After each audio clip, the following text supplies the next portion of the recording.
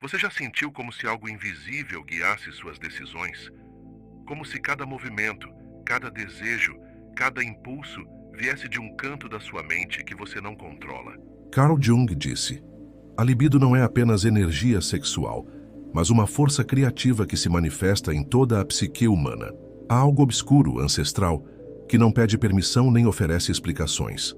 Algo que permanece presente mesmo quando você não o vê.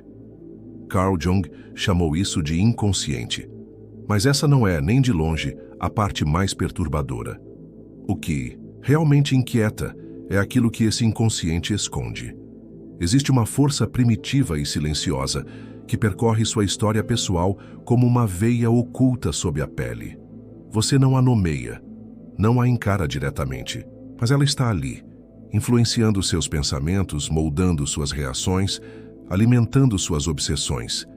Essa força se chama sexo. E não estou falando apenas do ato físico, do prazer ou mesmo do desejo. Estou falando do sexo como símbolo, como impulso psíquico, como a engrenagem silenciosa por trás de quase tudo o que você faz. Mesmo que jure que não. Pense nisso. Por que você se veste da maneira que se veste? Por que escolhe cada palavra com tanto cuidado ao falar com certas pessoas? Por que trabalha tanto para ser admirado, validado, aceito? E por que, quando está sozinho, sente um vazio que não sabe explicar? Porque por trás de tudo isso, existe uma necessidade mais antiga do que você. A necessidade de ser desejado, de pertencer, de não ser invisível. E essa necessidade, se você não a compreender, se não tiver coragem de confrontá-la, vai começar a consumi-lo por dentro, silenciosamente. É aqui que Jung entra em cena, porque ele não falava sobre sexo da mesma forma que a sociedade costuma falar. Para ele, o sexo era um arquétipo, uma força psíquica de tamanha potência e influência que, se não for reconhecida, acaba se tornando sombra. E essa sombra começa a guiar suas escolhas, alimentar seus medos, moldar seus relacionamentos e até invadir seus sonhos. Ela o faz acreditar que está no controle, enquanto sussurra cada passo que você dá. Para Jung, o sexo não é um tabu, é uma chave, uma porta que leva até quem você realmente é, mas atravessá-la exige algo que poucos têm coragem de fazer. Encarar seus impulsos mais desconfortáveis, seus desejos mais inconfessáveis, suas máscaras mais bem construídas. Porque aqui está uma verdade crua. A maioria das pessoas vive acreditando ser alguém que, na verdade, não é. Elas são o resultado de seus impulsos não reconhecidos. E quanto mais tentam negar isso, mais prisioneiras se tornam. Pense bem, e se tudo aquilo que você considera seu, seus objetivos, seus hábitos, seus relacionamentos, estiver impregnado por um desejo sexual mal compreendido, mal administrado, reprimido até apodrecer nas profundezas do inconsciente? E se essa repressão não o fortalecesse, mas o enfraquecesse, tornando-o mais vulnerável e facilmente manipulado? E se aquilo que você chama de moralidade, prudência ou razão for, na verdade, apenas uma gaiola elegante para algo que ainda está gritando por liberdade? Não se confunda. Não estamos falando de pornografia, escândalos ou sensacionalismo. Estamos falando de algo muito mais perigoso, de como uma sociedade inteira construiu seu sistema de valores negando uma verdade biológica e psíquica que continua pulsando implacável sob a superfície. O impulso sexual não desaparece quando é ignorado. Ele apenas muda de forma. Torna-se em ansiedade, em raiva, em frustração, em vício, em controle, em aprovação, em sucesso vazio, em relacionamentos quebrados, em solidão crônica, em insatisfação constante. E se você não percebe isso, é porque não quer perceber. Porque reconhecer essa verdade é admitir que você não está completamente no controle. Que existe uma parte sua enterrada tão fundo, com tanto zelo, que você já nem se lembra de que ela está lá.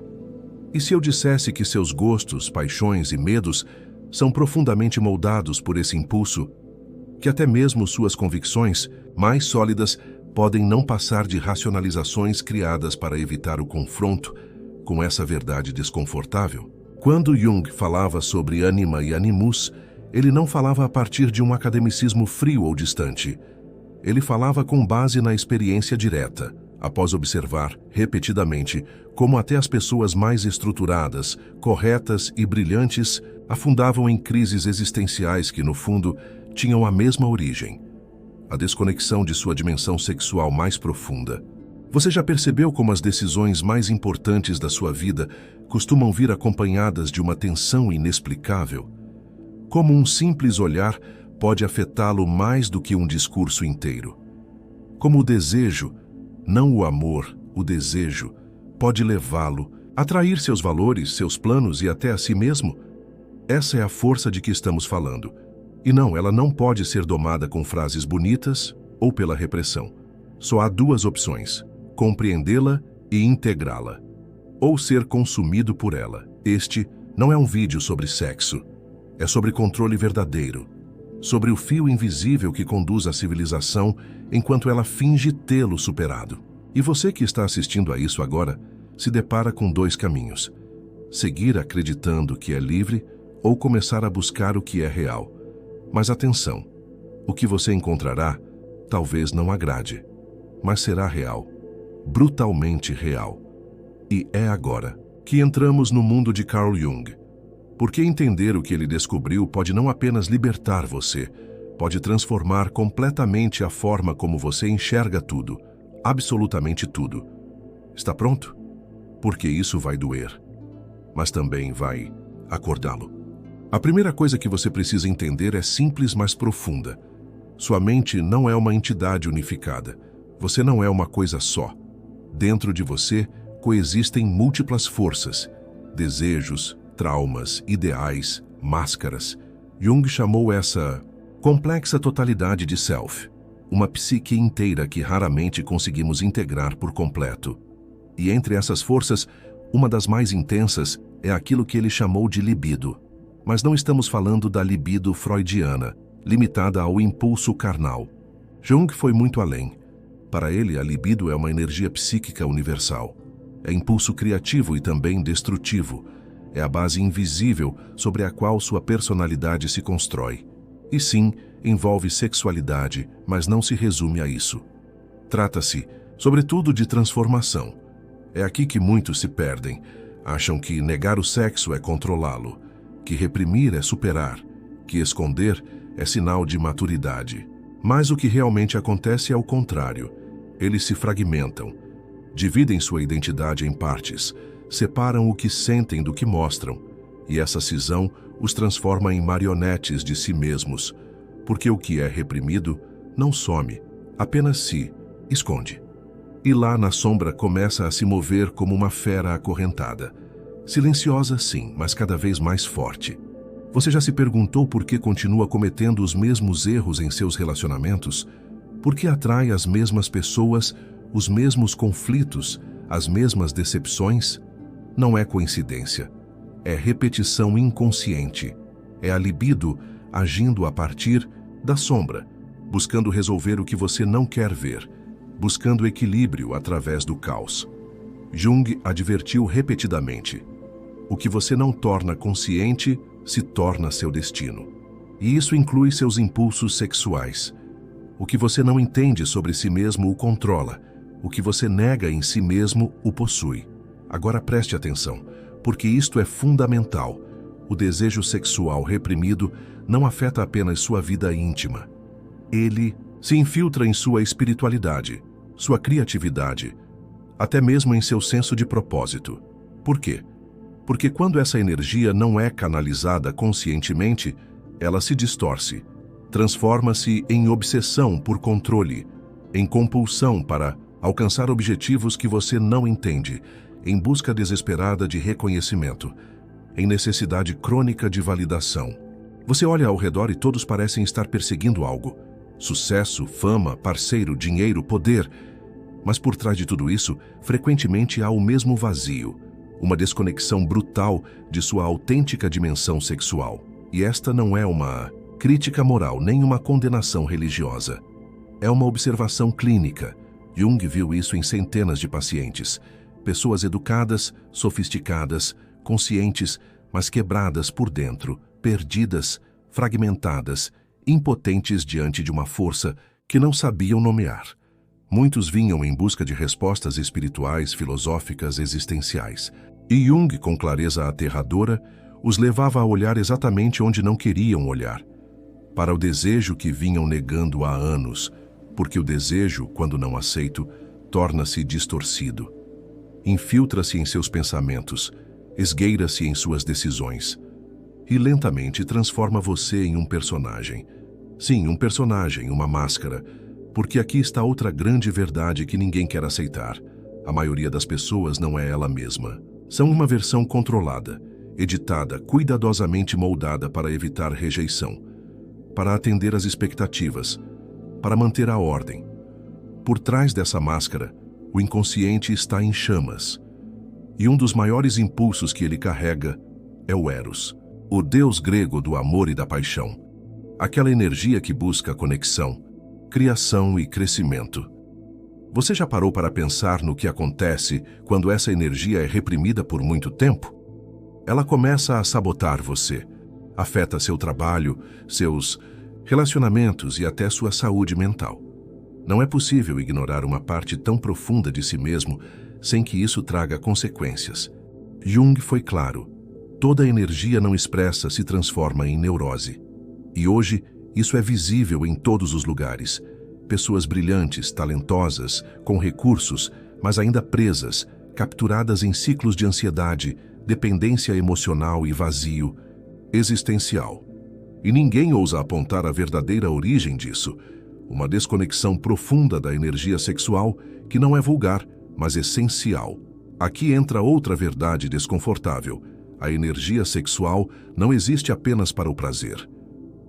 Ela é uma ferramenta de autoconhecimento, de transformação interior. É a matéria-prima com a qual você pode reconstruir a si mesmo, se souber como usá-la. O problema é que ninguém nos ensina isso. Nos ensinam a temê-la, a escondê-la, a silenciá-la. E assim, gerações inteiras crescem mutiladas, com metade de sua psique adormecida, com um desejo que não desaparece, mas se disfarça. Disfarça-se de ambição, de romantismo, de falsa espiritualidade, mas no fundo ainda está lá, clamando para ser integrado. Agora, lhe faço uma pergunta que você não pode responder levianamente. Quantas de suas decisões mais importantes foram guiadas pelo desejo de ser desejado? Quantas vezes você se moldou para atrair atenção, mesmo que isso o afastasse de quem você realmente é? Quantas vezes sacrificou sua autenticidade por um momento de validação? Se você tiver coragem de ser honesto consigo mesmo, perceberá algo perturbador. Sua vida, em muitos aspectos, não é inteiramente sua. Ela pertence ao desejo não reconhecido, aquilo que Jung chamou de inconsciente coletivo, que, neste caso, age como um molde sexual cultural. Um conjunto de imagens, papéis e expectativas que todos absorvemos sem perceber. Esse molde, na verdade, é mais forte do que você imagina. Ele lhe diz como deve desejar, quem, quando e quanto. Define o que é atraente, o que é normal, o que é excessivo. E se você não se encaixa, sente-se quebrado. Mas o mais perigoso é isso. Quanto mais você tenta se encaixar, mais se distancia da sua verdade interior. E é justamente aí que o sintoma aparece. Jung também disse que os sintomas são, na verdade, tentativas da alma de se curar. Ansiedade, depressão, insônia, angústia existencial não são o problema em si. São o grito de algo dentro de você, algo que foi aprisionado por anos. E se esse grito é sua energia sexual não integrada, não a energia de uma noite, nem o desejo superficial, mas o eros profundo, aquele que o conecta à sua criatividade, paixão e poder pessoal. Esse eros que Jung associou ao processo de individuação, à alquimia interior, à jornada para o verdadeiro self e não ao personagem social que você construiu. E você sabe qual é o primeiro estágio dessa jornada? Reconhecer que você não é verdadeiramente livre. Suas correntes não estão no sistema, na sociedade ou até mesmo em sua história. Elas estão em seu inconsciente, em sua sombra, naquele canto onde sua sexualidade foi exilada, distorcida e escondida ao longo de toda a sua vida. Até que você vá até lá, continuará buscando fora o que está dentro. Vai seguir acreditando que precisa de amor, sucesso, reconhecimento, quando, na verdade, tudo o que você precisa é se reconectar com a fonte, aquela energia primordial, brutal e poderosa que sempre esteve dentro de você, mesmo antes de ganhar um nome. Sexo, sim, mas não como os anúncios, filmes ou algoritmos interpretam. Sim, como Jung o via, como a porta mais honesta para quem você realmente é. A questão que resta, porém, é simples, mas devastadora. Você vai continuar vivendo como se essa porta não existisse? Se decidir abri-la, prepare-se. Nada será como antes. Aqui a distorção vai ainda mais fundo. A maioria das pessoas não só ignora essa energia profunda, mas a projeta para fora. Jung já nos alertava. Tudo o que não tornamos consciente acaba sendo projetado. E o que isso significa? Que grande parte do que você critica, deseja ou rejeita nos outros, na verdade reside dentro de você. Sua própria sombra grita através das faces alheias. E uma das maiores fontes de projeção é o desejo sexual reprimido. É dessa forma que surgem os relacionamentos caóticos, as dependências emocionais, as idealizações doentias. Você não ama o outro. Você ama o que projeta sobre ele. Ama a parte de si mesmo que não sabe como integrar. Repare bem, quando alguém o fascina, quando sente uma atração inexplicável, quase mística, você não está vendo essa pessoa de maneira clara. Você está vendo um reflexo do Eros que carrega dentro de si e ainda não ousou tocar. Essa é a armadilha. Não é o outro que você ama. Você se apaixona pelo que essa pessoa desperta em você. E o que acontece? Quando essa energia é tão poderosa que te desestabiliza, você a persegue como um viciado, não por amor, mas por necessidade. Sem perceber, aquela pessoa se torna seu acesso inconsciente ao seu próprio poder interior. Mas como você não vê as coisas dessa maneira, chama isso de destino, chama de sua outra metade, chama de alma gêmea. E assim se perde em uma narrativa que justifica o apego, a obsessão e o vazio, tudo porque você ainda não sabe que o que está buscando, na verdade, está dentro de você. Jung observou isso repetidas vezes. Homens projetando sua ânima nas mulheres. Mulheres projetando seu ânimos nos homens. Esses não são apenas termos filosóficos ou poéticos. São reflexos reais da psique humana. Partes de nós que estão incompletas. E toda vez que alguém entra em sua vida e quebra suas certezas, é porque está tocando em uma dessas partes não integradas. E o que a maioria faz diante dessa atração avassaladora? Corre para ela, se apega, se torna obcecada. Ou pelo contrário, foge, tomada pelo medo. Porque o verdadeiro Eros não é algo confortável. Ele desarma. Ele o desnuda. O força a se ver sem os filtros que você criou para se proteger.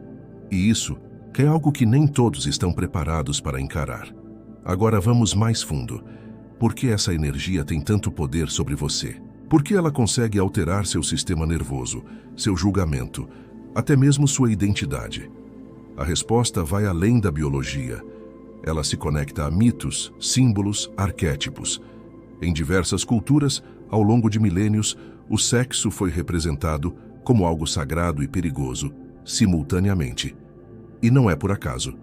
O ato sexual é o único momento em que o ego desaparece, onde o controle se perde, onde o primitivo, o divino e o animal se manifestam. Por isso, as religiões tentaram controlar essa força. Elas sabiam que quem controla o sexo controla o indivíduo. E se você não controlar sua relação com essa energia, alguém o fará. E aqui vem a parte mais perturbadora. Você não precisa praticar sexo para que o sexo controle sua vida. Pode ser celibatário, seja por escolha ou por circunstâncias, e ainda assim ser completamente dominado por essa energia, caso não saiba como integrá-la. Porque o Eros não depende do físico para se manifestar. Ele se revela nas suas fantasias, inseguranças, criatividade bloqueada, na maneira como você ama ou odeia. Está na forma como você compete, se destaca, se relaciona com o poder, com o dinheiro, com a arte. O Eros reprimido encontra qualquer brecha para se infiltrar. Se não pode se expressar diretamente, se camufla de inveja, orgulho ou uma necessidade compulsiva de se destacar. Pode até se disfarçar de autossabotagem, porque sim, até mesmo se sabotar pode ser uma forma inconsciente de punição por não se permitir viver conforme seus desejos reais. Jung advertiu: o que não se transforma, se repete. O desejo reprimido não desaparece. Ele se torna compulsão, padrões que se arrastam por gerações. Quantos conflitos familiares, quantas tragédias pessoais nascem da sexualidade reprimida, distorcida ou não expressa? Pense nisso. Casais que se destroem, filhos que carregam culpas não ditas, segredos enterrados sob sorrisos falsos e casamentos que se tornam túmulos vivos. Tudo isso acontece porque ninguém fala sobre isso, porque ninguém quer olhar para a verdadeira origem.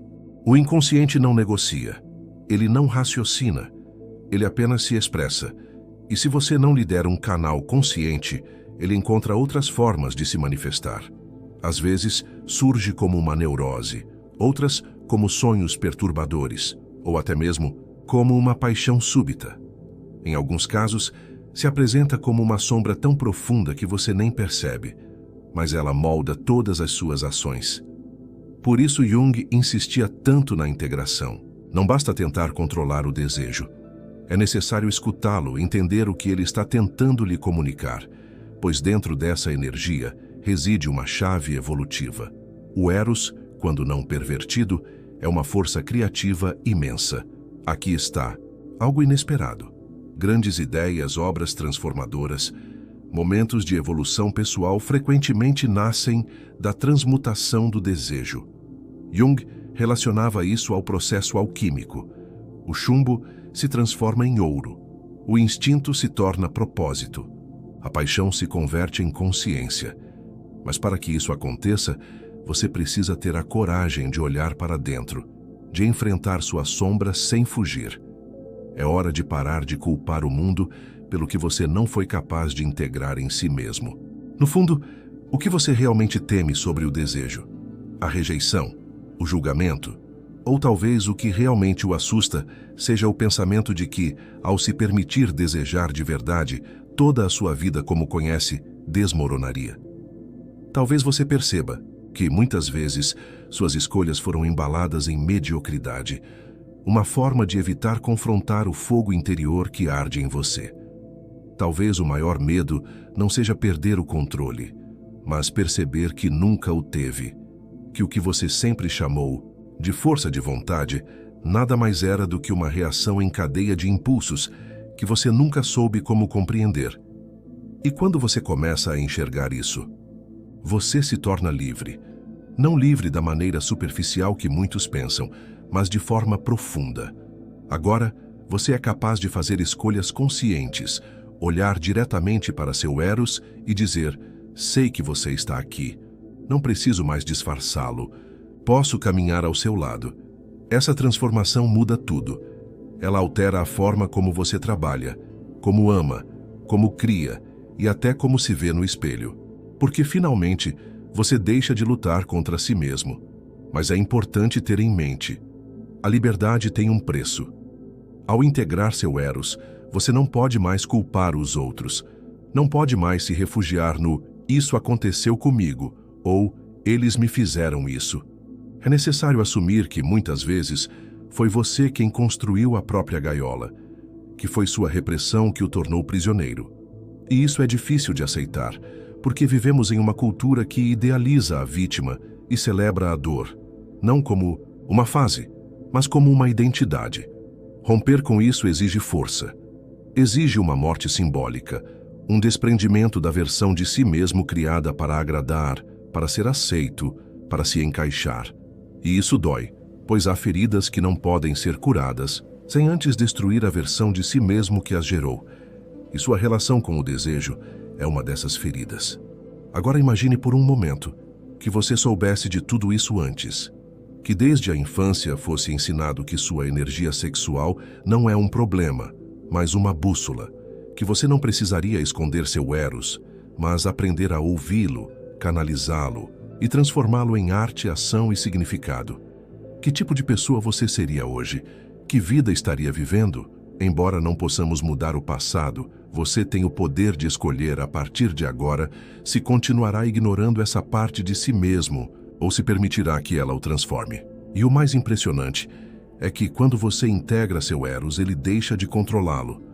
Não será mais necessário buscar validação incessante, cair em jogos de poder ou ficar preso em ciclos de ansiedade relacional. Porque, quando o Eros se torna consciente, ele se transforma em luz. Uma luz que, embora às vezes desconfortável, também é curadora, criativa e expansiva.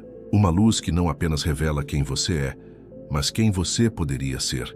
Então, da próxima vez que se sentir dominado por uma atração inexplicável, tomado por um desejo que não entende ou paralisado por uma imagem, pessoa ou sensação, não fuja, não julgue, não disfarce. Pergunte a si mesmo: que parte de mim está se manifestando agora? O que precisa ser visto? O que está tentando se libertar? Porque talvez esse desejo não seja o problema. Talvez ele seja a porta. E você vai abri-la? E justo quando você acredita ter compreendido tudo, a armadilha final surge. A mais astuta, aquela que aprisiona milhões sem que percebam. Porque uma vez que você torna seu Eros consciente, começa a enxergar seu poder e integrá-lo. Nasce o ego espiritual, a persona iluminada, a voz interna que sussurra: você transcendeu o desejo, ele não o controla mais. Mas atenção, isso também é uma ilusão, uma nova máscara. O Eros não é algo a ser transcendido, ele deve ser habitado. Não é superado, é honrado. Se você acredita estar acima dele, então ainda não o compreendeu totalmente. E aqui está a parte mais delicada. O verdadeiro trabalho não consiste em apenas despertar para o desejo, mas em caminhar com ele, sem transformá-lo em uma identidade, sem se apegar a ele, sem adorá-lo ou usá-lo como um novo disfarce. O Eros não é inimigo nem um deus. Ele é uma parte de você, um fragmento do fogo que arde dentro de si. E como todo fogo, pode iluminar ou consumir. A diferença está em como você o reconhece ou o nega. Olhe ao seu redor. Todos parecem estar correndo atrás de algo. Dinheiro, fama, um corpo perfeito, o parceiro ideal. Mas e se tudo isso não passasse de um ritual inconsciente, uma tentativa de se reconectar com o Eros perdido?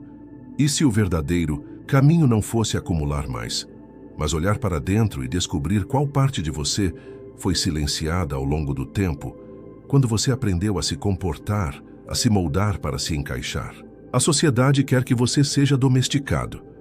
Quer que você seja previsível, controlado, desconectado de seu desejo mais profundo, porque sabe que alguém que se reconciliou com seu Eros não pode ser facilmente manipulada. Não compra narrativas vazias, não precisa de aprovação externa para se sentir completo. Uma pessoa assim é livre, e isso para muitos é assustador, porque alguém livre não apenas se liberta, mas também desafia todos ao redor a despertar, a questionar suas próprias prisões. E essa presença, essa liberdade, é perigosa. Não porque ela prejudica, mas porque ela expõe o quanto todos os outros ainda estão adormecidos. Chegamos ao final dessa jornada, ou talvez no começo, dependendo de como você vê. O que você ouviu hoje não são respostas definitivas, mas gatilhos, rachaduras, perguntas que podem assombrá-lo por dias. E isso, acredite, é um bom sinal. Significa que algo se moveu dentro de você. O que estava reprimido está agora começando a ter um nome, uma forma, uma voz. Talvez agora você comece a perceber coisas. Lembranças de momentos em que negou seu desejo por medo. Padrões que antes passavam despercebidos. Talvez não consiga mais olhar para certas pessoas ou até para si mesmo da mesma maneira. E isso, meu amigo, é um bom sinal. Só o que é visto, com brutal honestidade, tem a chance de se transformar. Mas antes de encerrar, quero que faça algo importante. Se você chegou até aqui, não foi por acaso. Comente abaixo: dominando o Eros. Não faça isso por mim, faça por você. Escrever, afirmar, reconhecer em voz alta é um ato de poder. É o primeiro passo para deixar de viver na negação e começar a viver na verdade. E se este vídeo tocou algo profundo dentro de você, se movendo até mesmo uma pedra do muro que você construiu ao redor do seu desejo, inscreva-se. Este canal não está aqui para entretê-lo. Está aqui para desafiá-lo, para sacudi-lo, para mostrar-lhe o que ninguém quer que você veja. Então, se você tiver coragem de olhar o que os outros escondem, se está cansado de explicações vazias, se quer entender como sua mente realmente funciona e, acima de tudo, se está pronto para parar de mentir para si mesmo, siga-me. Agora estou saindo. Mas antes disso, escute com atenção. Desligue a tela, feche os olhos e pergunte-se em silêncio: que parte de você tem negado todo esse tempo? Respire fundo e escute o que o silêncio lhe diz. Porque às vezes, o que você não ouve é o que mais grita. Nos vemos no próximo vídeo, ou talvez na sua sombra.